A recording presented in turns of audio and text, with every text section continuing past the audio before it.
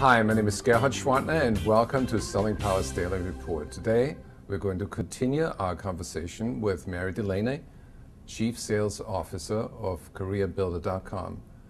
Mary, do you think there's a gender difference between male leaders and female leaders?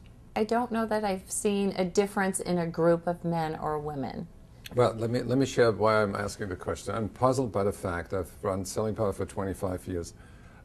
We get access to a lot of great male leaders. But whenever we call a company and say we want to interview you as CEO, and we have problems interviewing female leaders. And the answer we usually get, she's too busy, she's not really interested in being a cover story subject, and we want to focus on our business.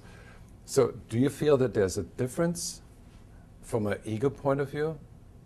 I don't know that I've seen that either. I think that's interesting observations you've had, and I think many women have multiple areas that they're focused on, but frankly the men do nowadays too.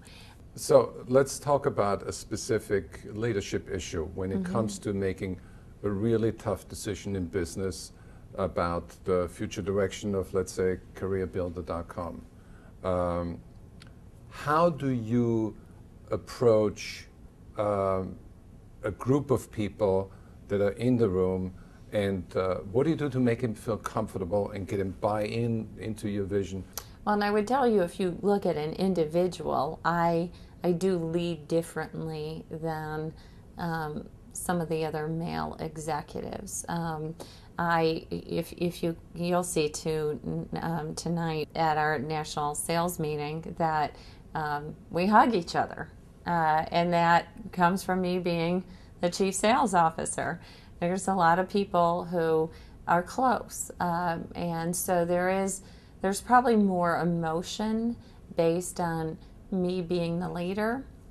I don't know if that's because I'm a woman or just because who I am. And I probably focus as much on the business as I do on the individuals and how they can become the best they desire to be. You keep a balance between the logical requirements and the emotional realities. Yes. And you do a better job in bonding people together, or bonding with people. We do many things in those areas, from having on a quarterly basis when we have recognition, I invite spouses or parents or significant others to be there or listen in, and for other annual recognition, the significant others are there, and work takes up a lot of time, and people don't work to work, they work for some other reason, and I believe it's really important to incorporate that into their everyday world at work so they remember why they're trying to accomplish what they are. So you're talking about the management of meaning. Having heard all that, how do you explain that there's still a glass ceiling for CEOs and there's still not enough women in chief sales officer position across the country? I think it's coming. I think it takes a while to evolve. When I was in my first job, there were 352 sales leaders and 351 were men. And that company now is half women, half men in leadership. But when you talk about moving up the ladder to the CSO, that might take a decade or two.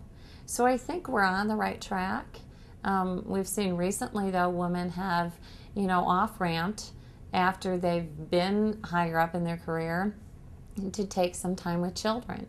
But we're also seeing trends, like my husband, who's home with the children and thoroughly enjoying that life, that men are off-ramping to go do that as well. So I think you'll see in the 2010 to 20 that will be the decade of leadership women executives. Well, it sounds like CareerBuilder.com has made a wonderful decision by having you in the key position as the sales leader, and I would want to work for you any day. Well, thank you. And tomorrow we are going to continue our conversation with Mary Delaney, and we talk about how to create a corporate culture that's spent on winning.